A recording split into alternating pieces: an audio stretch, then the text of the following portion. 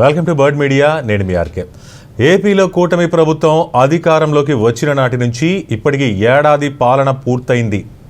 ఇంతవరకు ఒక్క పెన్షన్లు మినహా మిగిలిన సంక్షేమ పథకాలు అసలు ఏమీ అమలు చేయడం లేదని వైసీపీ ఇంతవరకు తెగ విమర్శలు చేసేది. కానీ ఇప్పుడు కూటమి మాత్రం తన పని తాను చూసుకుంటూ వెళ్తుంది. మీరు ఎన్ని విమర్శలన్నా చేసుకోండి, మేమైతే చేసుకుంటూ వెళ్తాం, ఇచ్చిన హామీలను అయితే ఖచ్చితంగా అమలు చేసుకుంటూనే వెళ్తాం అంటూ చెప్తోంది.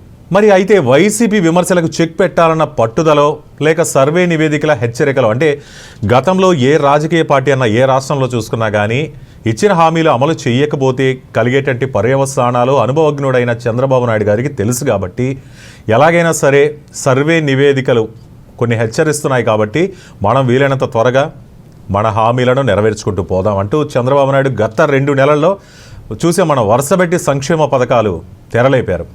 అది తల్లికి వందనం కావచ్చు, అన్నదాత సుఖీభావ కావచ్చు, రీసెంట్గా ఆగస్టు 15న మహిళలకి ఉచిత బస్సు వంటి చాలా కీలక పథకాలు కూడా అమలు చేసేశారు. ఇప్పుడు వైసీపీకి ఇవన్నీ చేశాం కాబట్టి ఆ ఇదితోనే ఇప్పుడు వైసీపీకి ఒక కీలక సవాల్ విసిరారు.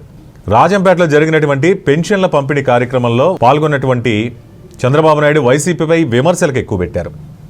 వైసీపీ నేతలు మాట్లాడేవాళ్ళు కదా, మాట్లాడితే సిద్ధం అనేవాళ్ళు. ఈ చర్చకి సిద్ధమా, ఈ హామీ అమలు చేశారా, ఆ చర్చకి సిద్ధమా, ఇవన్నీ అనేవాళ్ళు. మరి ఇప్పుడు నేను అడుగుతున్నా, మీరు సిద్ధమా? నాతో ఈ సవాల్కి మీరు సిద్ధమా? అసెంబ్లీకి రండి, అభివృద్ధిపై సంక్షేమంపై చర్చిద్దాం. మీ ప్రభుత్వంలో ఎంత అభివృద్ధి, మా ప్రభుత్వంలో ఎంత అభివృద్ధి, సంక్షేమం ఏం చేశారు, వీటన్నిటిపై చర్చిద్దాం. కావాలంటే రండి. మీ 5 ఏళ్ల పాలన పక్కన పెట్టండి. మీ 5 ఏళ్ల పాలనలో ఏం చేశారు, ఇప్పుడు నా 1.5 సంవత్సర పాలనలో మేమేం చేశాం, సంవత్సరం దాటిపోయింది అంటే సవాల్ చేశారు. మరి సంపద సృష్టించడం చేతనైతేనే సంక్షేమ పథకాలు అమలు చేయవచ్చు. ఒక్క అభివృద్ధి సంక్షేమం 2 ఉండాలి. ప్రజల సంక్షేమానికి బ్యాలెన్స్ చేయాలి, అలాగే అభివృద్ధి, ఈ 2 బ్యాలెన్స్ చేసి సంపద సృష్టిస్తేనే సంక్షేమ పథకాలు అమలు చేయగలం. అభివృద్ధితో పాటు ఇంకొన్ని విషయాలు కూడా చర్చిద్దాం. వివేక హత్య కేసు గురించి చర్చిద్దాం. గులకరాయి డ్రామా పైన చర్చిద్దాం. సిద్ధమా? ఒక గులకరాయి నీకు తగిలిందని చెప్పి నానా హంగామా చేశారు, మరి దానిపైన కూడా చర్చిద్దాం. దానికే సిద్ధమా? అంటే వైసీపీ ఎమ్మెల్యేని కానీ ఆ పార్టీ అధినేతను కూడా డైరెక్ట్గా సవాల్ చేశారు చంద్రబాబు. తన రాజకీయ జీవితంలో నేను ఏనాడో విశ్రాంతి తీసుకోలేదు. 30 ఏళ్లగా నేను ముఖ్యమంత్రిగా మొదటిసారి బాధ్యతలు చేపట్టి ఇప్పటికి 30 ఏళ్ళు అయింది. ఈ 30 ఏళ్ళు కూడా ఒక మిషన్ లాగే ఉన్నాను. పేదల జీవితాలు ఒక వెలుగు నింపాలన్నది తమ ప్రభుత్వ లక్ష్యం. జీతాలు ఇచ్చాం, పెన్షన్లు కూడా సకాలంలో ఇస్తున్నాం. మరి అభివృద్ధి జరగాలి, ఆదాయం పెరగాలని ఆయన చెప్పారు. అభివృద్ధి జరగాలి, ఆదాయం పెరగాలి. ఆదాయం పెరిగితేనే ఏదైనా కానీ ఒక ప్రాంతం కానీ ప్రజలకు సంక్షేమం కానీ ఇవన్నీ అమలు చేయగలం. ఆర్థిక సంస్కరణలు కూడా అమలు చేయాలి. వీటన్నిటి వల్లే మార్పులు వస్తాయి. రాయలసీమను రతనాలసీమ చేస్తామంటున్నారు. ఒక రాయలసీమలో పుట్టినటువంటి మీరు అన్నారు, మరి ఎంతవరకు దాన్ని సఫలీకృతం చేశారు? సొంత పనులకు ఉపయోగించారు.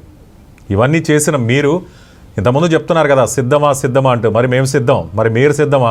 ఆ నినాదం మీదే కదా, మీ నినాదాన్ని మేము తీసుకుంటున్నాం. మరి దానికి మీరు ఓకే అంటే రండి, అసెంబ్లీకి రండి. అసెంబ్లీకి రారు, ట్విట్టర్లో మాత్రం చెప్తుంటారు, విమర్శలు చేస్తుంటారు, సోషల్ మీడియా వేదికగా చెప్తుంటారు. అంతేగాని అసెంబ్లీకి వచ్చే దమ్ము ధైర్యం లేదు మీకు. ఇదే చెప్తున్నారు చంద్రబాబు నాయుడు. అసెంబ్లీకి రండి, ప్రజలకు ఉపయోగపడే ఈ విషయాల గురించి చర్చిద్దాం.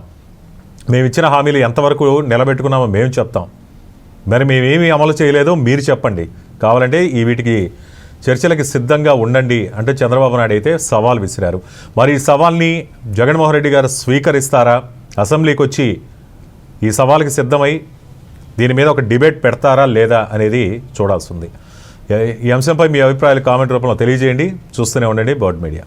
ఈ వీడియో కనుక మీకు నచ్చినట్టయితే లైక్ చేయండి, షేర్ చేయండి, సబ్స్క్రైబ్ చేయండి. అలాగే పక్కనే ఉన్న బెల్ ఐకాన్ని క్లిక్ చేయండి.